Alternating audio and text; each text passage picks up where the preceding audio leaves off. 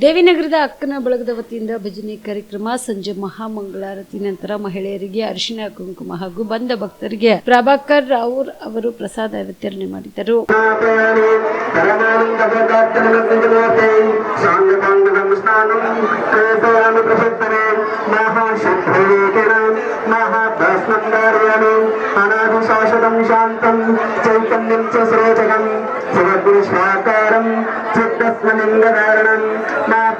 समर्पयामि गंधम परमानंद सेवक परिपूर्णगंत्रम प्रबंध विद्या परमेश्वराय मा गंधम समर्पयामि नान कुंकुमं धारयामि कुंकुमं कांचनं दिव्यकामना काम संदगा कुंकुमेना सुख सुख शांत प्रयत्ने मा कुंकुमं समर्पयामि हरित्रं धारयामि हरित्रवल्लभं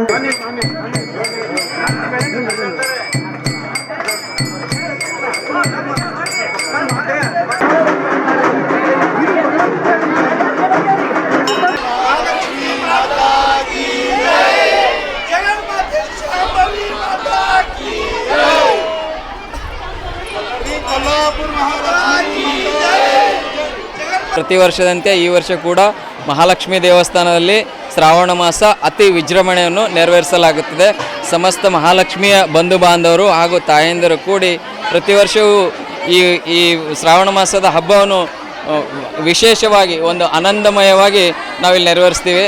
ಈ ಪ್ರತಿ ಶುಕ್ರವಾರ ಈ ದೇವಸ್ಥಾನ ನಾನಾ ಕಾರ್ಯಕ್ರಮಗಳು ನೆರವೇರಿಸ್ತಿದೆ. ಇವತ್ತಿನ ಶುಕ್ರವಾರ ಬೆಳಗಿನ ಜಾವ ಆ ದೇವಿಯ ಮಹಾರುದ್ರಾಭಿಷೇಕ ಹಾಗೂ ಮಹಾಮಂಗಳಾರತಿಯನ್ನು ನೆರವೇರಿಸಲಾಯಿತು. ತದಾದ ನಂತರ ಮಧ್ಯಾಹ್ನ ಆ ದೇವಿಯ ಒಂದು ಅಲಂಕಾರ, ವಿಶೇಷ ಅಲಂಕಾರ, ಇವತ್ತಿನ ನಾಗಪಂಚಮಿಯ ನಿಮಿತ್ತವಾಗಿ ದೇವಿಯ ಒಂದು ನಾಗ ಸ್ವರೂಪ, ನಾಗ ಹಿಡಿ ಮೇಲೆ ಕುಂತಂಥ ಒಂದು ದೇವಿಯ ಸ್ವರೂಪ ಅಲಂಕಾರವನ್ನು ನೆರವೇರಿಸಲಾಯಿತು. ಅದೇ ಥರ ಈ ಮಹಾಲಕ್ಷ್ಮಿಯ ದೇವಸ್ಥಾನ ಮಹಾಲಕ್ಷ್ಮೀ ನಗರ ಸಮಸ್ತ ತಾಯಂದಿರ ಒಂದು ವಾಡಿಕೆ ಇದೆ. ಪ್ರತಿ ವರ್ಷವೂ ಕೂಡ ಇಲ್ಲಿ ನಮ್ಮ ಸಮಸ್ತ ಮಹಾಲಕ್ಷ್ಮಿ ದೇವಸ್ಥಾನದವರು ಅರಿಶಿಣ ಕುಂಕುಮ ಕಾರ್ಯಕ್ರಮ ತಮ್ಮ ಮನೆಯಲ್ಲಿ ನೆರವೇರಿಸಲಿದೆ. ಅದಕ್ಕೆ ಕಾರಣ ಏನಂದರೆ ಮಹಾಲಕ್ಷ್ಮಿ ದೇವಸ್ಥಾನ ನಮ್ಮ ನಗರ ದೇವಸ್ಥಾನ ನಮ್ಮ ಮನೆ ಅಂಥೇಳಿ ಎಲ್ಲ ನಮ್ಮ ತಾಯಂದಿರು ಬಂದು ಇಲ್ಲೇ ಒಂದು ಅರಿಶಿಣ ಕಾರ್ಯಕ್ರಮವನ್ನು ನೆರವೇರಿಸ್ತಾರೆ.